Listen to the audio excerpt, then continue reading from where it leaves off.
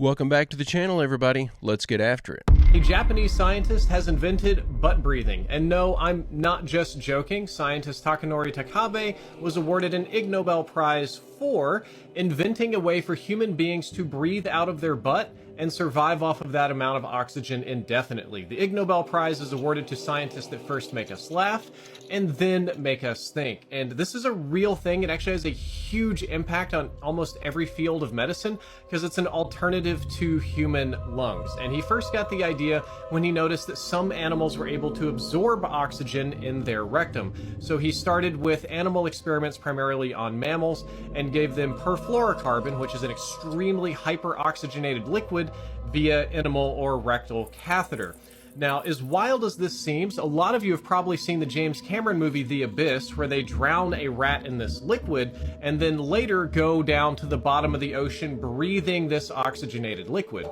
Well, what the scientist is basically doing, and we're just summarizing here for the sake of short form content, is put this underwater diving liquid, this hyperoxygenated liquid from the abyss, into the butts of various mammals that are similar to human beings, and it was discovered that it provided enough oxygen to their bloodstream for them to survive. It's not as good as lungs, it's not super healthy, but it does help them survive, and is very serious research. Cincinnati Children's, Tokyo Medicine, and Dental University think it might save lives. Here's another one of his images, and the reason that this can save lives is because if your lungs fail, right? If your lungs go down and you can't breathe, there aren't a whole lot of alternatives out there. There's not a whole lot people can do to oxygenate your blood, but now we do have this one alternative. You could give a patient a rectal catheter with perfluorocarbon and oxygenate their blood for quite a while. I think they can survive days on this, if I'm not mistaken.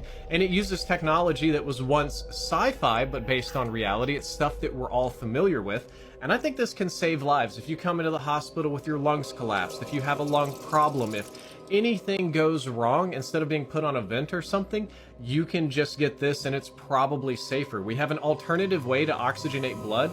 So while the butt breathing story is very funny and I laughed at it, and even this is go ahead and crack a joke, but seriously, kind of nonsense in the article, this has a lot of potential. This could save and change lives, no joke. So I'm extremely impressed at the absolute outside of the box absurdity of this idea and at how well it works. When I looked this up to see if it were true, I couldn't believe it, but it's actually a real thing. It's fascinating, odd, but fascinating that they figured out a new way to oxygenate the blood in the body. That sure would have been helpful during the COVID pandemic. Seemed like during those days, if you went on a ventilator, that was all she wrote. Nobody seemed to come off of them after they went on one. Maybe doing this in the future in similar situations will yield better results than the ventilators did. Welcome to 2024, where scientists have discovered a way for you to breathe through your butthole. Basically, the coffee that we all drink emits between 15 and 20 tons of CO2 per ton of coffee. So we should all know that this is every time we drink coffee, we are basically putting CO2 into the atmosphere. One of the reasons is because most of the coffee plantation, or most of the coffee is produced through monoculture. And monoculture is also affected by climate change. The quality of these nature assets is deteriorating quite rapidly. What the f*** is he talking about? I tell you what they're talking about. Apparently, the rumour is flying around they want to introduce a new tax, a coffee tax, a caffeine tax. And apparently every time you have a coffee, you should know that you're emitting up in the... What a load of bollocks. I mean, can we have anything? Can we have anything anymore? Because a good majority of people go and get a coffee in the morning before they start work. The government look at it and go, we need more money to spaff and give away to other countries. Where's money? Where is money being made? Coffee. Let's get on it. And apparently, an espresso now, standard espresso, you are looking at around a 75p increase. Just when spiced pumpkin lattes are coming out. I mean, we live in a sad world, people. Being dictated by very rich people who just literally sit around these tables and just think of absolute bull-up ideas, made up ideas where we can go, we can tax that. That's where the money is. Let's start taxing it. Like I said with log burners, that'll eventually there'll be a new tax, a log tax. I don't give a what it is. There'll be something, coffee tax. Have you ever heard such bull? That's so sad it's hilarious. They're taxing y'all to death in the UK, and I seriously doubt that those funds will be used to benefit the citizens that are paying it. The CO2 claims are just getting ridiculous at this point. They're going to keep on with this nonsense until they reach the point where even the people who are buying their propaganda are going to stop and say, wait, that doesn't make any sense. If coffee were really that big of a problem in regards to global warming, they'd be working on a solution to reduce coffee consumption, not just taxing people to make money off of it. Hey guys, I want to put a major trigger warning on this video. There's discussions of loss of life, and it's graphic. The Hurricane Helene disaster in Western North Carolina was 1 week ago today. I'm talking to people at the Yancey County Fire Departments, and this is firsthand information and includes quotes. I'm going to try to say it in the calmest way I can because it's really difficult for me to read this on the note that I wrote down. There are 4 reefer trucks full of dead bodies.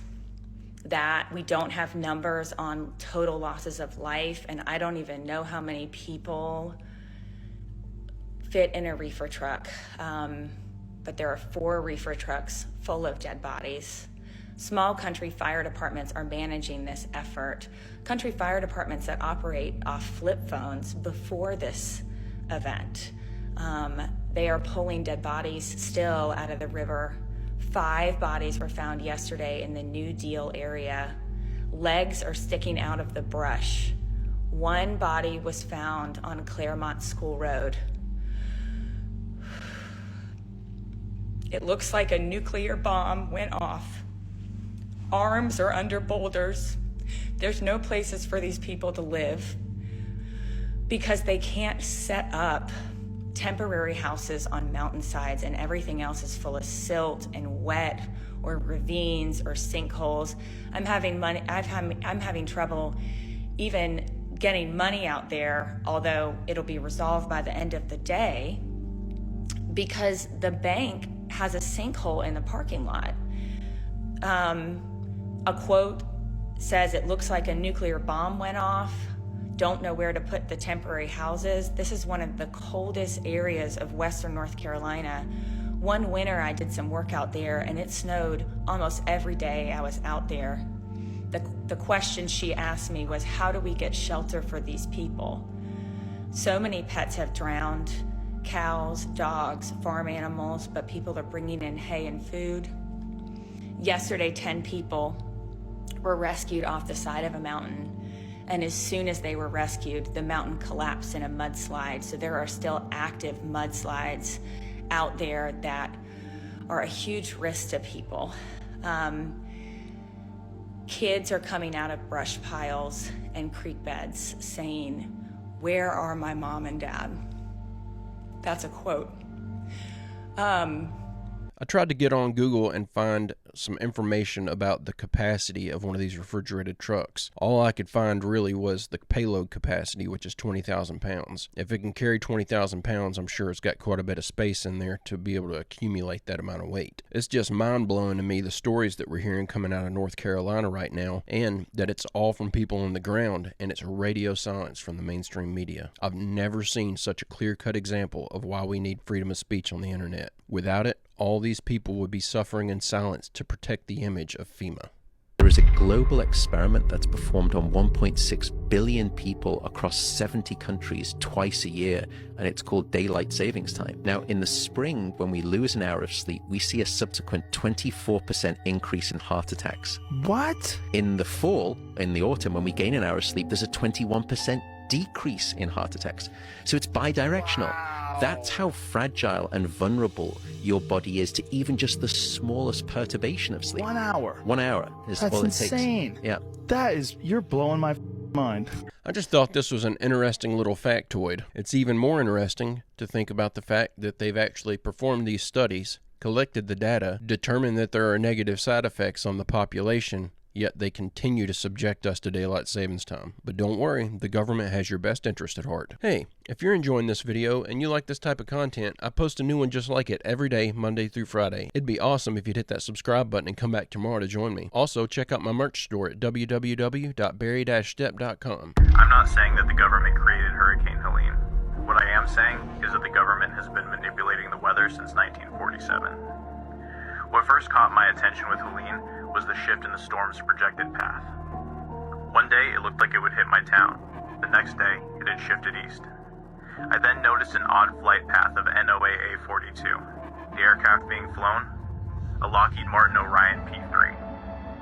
This prompted me to look at previous uses for the P-3, where I discovered that they were used in the 1960s to manipulate Hurricane Camille in a, quote, weather war on Cuba.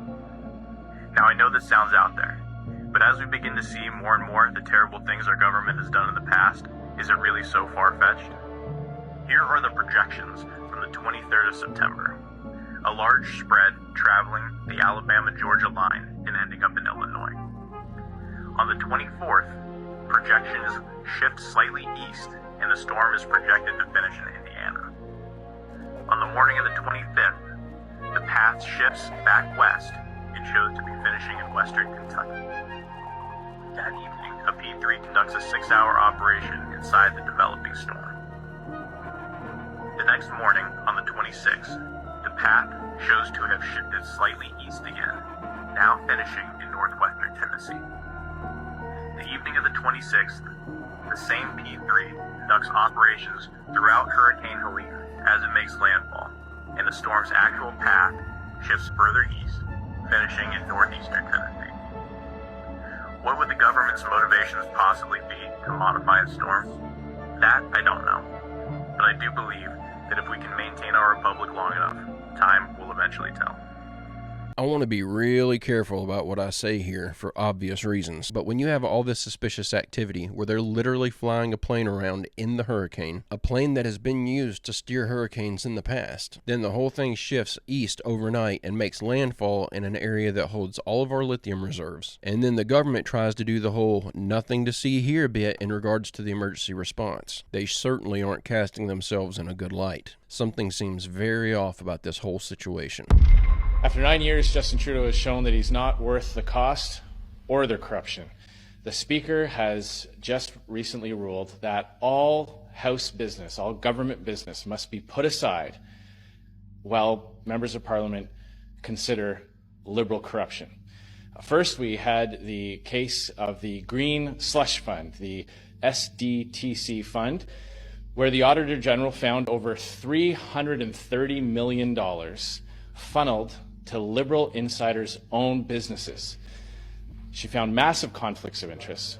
Basically, these Liberal appointed board members who made the decision as to which companies got money, taxpayers' money, from this fund, were funneling that money to their own businesses or to the businesses of their close friends. So the Auditor General has blown the whistle on that, yet the government refuses to hand over the documents to the RCMP. The House of Commons passed a production order demanding that all documents, all information that the Auditor General uncovered, plus any documents that might exist in any government department related to this scandal, be handed over to the RCMP. The government is refusing, and as a result, the House will be seized with this corruption matter until they hand over the documents. And then we have the case of the other Randy, where a senior Trudeau minister is alleged to have been sitting around the cabinet table while also involved in his own business's affairs. His business partner was summoned before a committee and refused to disclose all the information, refused to name who the other Randy is, refused to hand over all the documents and answer the questions that were put to him. And as a result, the House is seized with that motion as well. So what we're saying today is that the government will not be able to, the House will be staying on these corruption matters until the Liberals hand over all the documents to the RCMP.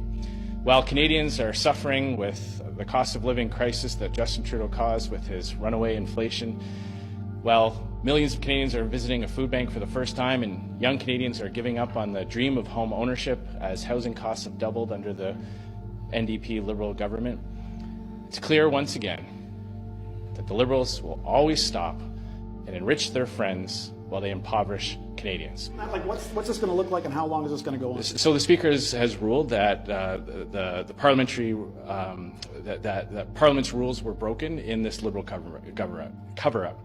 The House of Commons demanded these documents be sent to the RCMP so that the RCMP can determine whether or not there are criminal charges warranted because of this corruption. The government refused to comply with this long-standing power that Parliament has to hold governments to account.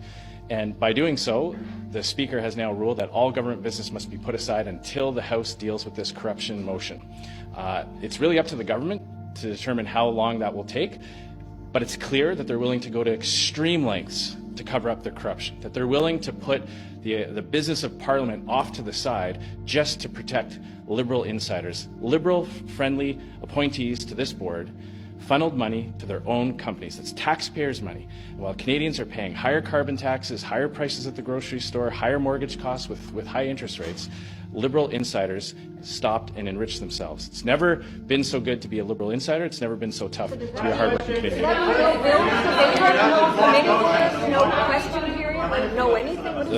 This will be question period, but as to the business that the House debates every day, the Speaker has ruled that these corruption motions must be dealt with before any other business can be done. That's also a question for the government. They control when they assign days, and they control when the House can move on by transmitting the documents to the RCMP. Yes! I don't know much about how the government functions in Canada, but I do know that a lot of what they hit their people with eventually trickles down to the United States. Watching the fall of Trudeau is going to be a beautiful thing. That man has destroyed his country. He rules like he's the head of a communist dictatorship, and he knows best regardless of public sentiment. And it's all been rules for thee, not for me. I personally cannot wait to see this man pay for his crimes against the people of Canada. I just hope it all plays out right. 1983, I did radio tomography with 30 watts, looking for oil in the ground. I found 26 oil wells over a 9-state area, and 100% of the time was accurate with just 30 watts of power beaming straight into solid rock. HAARP uses 1 billion watts beamed straight into the ionosphere for experiments. Picture these strings on the piano as layers of the earth. Each one has its own frequency. What we used to do is beam radio waves into the ground, and it would vibrate any strings that were present in the ground. We might get a sound back like, and we'd say, that's natural gas. We might get a sound back like, and we'd say that's crude oil. We were able to identify each frequency. We accomplished this with just 30 watts of radio power. If you do this with 1 billion watts, the vibrations are so violent that the entire piano would shake. In fact, the whole house would shake. In fact, the vibrations could be so severe underground that could even cause an earthquake.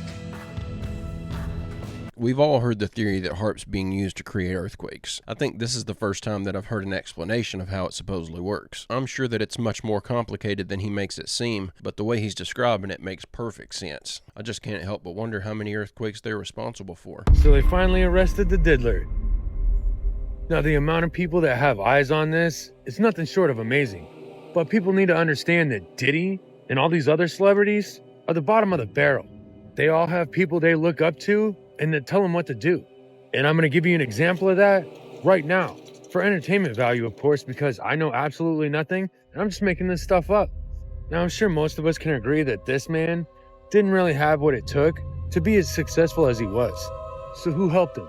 Well, let me introduce you to his sugar daddy, Ronald Berkeley. Now, Ron here is not only co-owner of the professional hockey team, the Penguins, but he was also the reason that Diddy's clothing line, Sean John, was even a thing. In fact, Diddy even asked him to be a co-owner. Now, these two were not only business partners, but they were such good friends that Diddy even threw some of his parties at Ronnie's estate. Oh, and did I mention this is the same guy that owns Neverland Ranch? But anyway, see, Diddy wasn't Ron's only famous friend. He had another one that maybe you've heard of. His name was Jeffrey Epstein. No, not only was Ron all over the court documents, but he also appeared in Epstein's little black book. And if that wasn't bad enough, old Ron had another longtime friend. Maybe he looks familiar to you. Yep. Old Bill himself. Who we all know was another frequent flyer to Epstein Island. You know what? I was gonna end the video here, but let's talk about another one of his friends. Ashton Kutcher. See, Ashton made a ton of money by investing in Uber and Airbnb before they were even successful. And he did it through his investment company, A-Grade Investments. And who was one of his partners? Ron Burkett. It's funny how all that works, ain't it? And if you ask me, with Ron having things like his own plane that he calls, this guy's just as bad as Epstein. Y'all stay safe. The plot thickens. I tell you, it's starting to look like every celebrity in Hollywood is involved in some shape, fashion, or form in some sort of deviant sexual activity. I've had my suspicions about Ashton Kutcher for a while, though. I remember him making inappropriate comments about his underage co-stars back when he was on that 70s show. So he's always been a bit of a creep. Then all the work that he does with the anti-child sex trafficking organizations and stuff, it all feels like it's some sort of a cover to hide who he really is. Now, obviously, I don't actually know how involved he is with any of this stuff, but if you're a fan of his, you may want to do a little digging on him. He's not the sweet little American boy next door that he's trying to portray himself to be. You looked out all the way in that direction, you didn't see the edge. Looking up, Ricky said he could not see the edge of the craft in any direction. You couldn't see the edge of it. Couldn't see that yet. But I do know this, it's bigger. You could have landed an airplane on that, I believe. God, it's an incredible story. Nothing, no sound, when it was hovering, nothing when it moved from left to right, and nothing when it took off. And holding his rifle and sometimes actually looking through his scope, Ricky stood under the craft for about 3 minutes. I don't know if you've ever been in that situation, but no, I certainly haven't. I've been in only very few times in my life, but I had to slow my mind down to actually think about what to do with it, the information that I was receiving for the first time. And that's what I did. I studied it. You know, I seen no nuts, bolts, rivets, seams, no welds, none of this. It looked like a piece of sheet metal. You know, it wasn't shiny. It was a dull, I don't know what you call it, matte finish maybe. And this is what I had a hard time with, was if something was to leave, in my mind, it should pivot up and go, like an airplane would. This did not do that. This stayed completely flat, and it went at a 45-degree angle away. And it took off at such a high rate of speed that no one can describe it. As if I would have blinked, I would have thought it just disappeared. On January 21st, 2008, Robert Powell and Glenn Schultz received radar data from the FAA. This image was created directly from that data. Each black dot, and there were over 140, represent radar confirmation of an unknown object whose flight path is seen heading towards Crawford Ranch. I just want to know what it is. You know, why was it here? What was it? Is it ours? You know, that kind of thing. Although the military initially denied being in the area, the official explanation from the Air Force is now a flight of F-16s. After each witness I meet, I find it increasingly difficult to accept the military's response. I've actually stepped back and tried to view the big picture. I would like to find out what it is. And if people believe me, okay. If they don't, that's okay too. So there was an eyewitness to a craft that was verified to have been there with radar, and the craft was so close the witness could describe it in vivid detail, but it was just a bunch of F-16s? I swear the government doesn't even care if you believe their lies anymore. They aren't even trying to give you a believable story. They might as well just tell us, mind your own business. That'd give us about the same amount of information we get from these crazy stories they give us when we ask about UFOs. But guys and gals, I'm going to go ahead and end the video right there. I hope you enjoyed these clips we watched together today. I'll be back tomorrow with another video. I hope you come back to join me. Don't forget to hit like and subscribe if you haven't already, and check out www.barry-stepp.com if you'd like to order yourself a shirt or a hat or for a hoodie. It helps me support the channel, and I greatly appreciate anyone who's bought anything off of there so far. Also, don't forget to post your photos of your merch over in the Discord to get your photo in a video. But with all that out of the way, I hope everyone has a great, safe, fantastic rest of your day, and I will see you all tomorrow.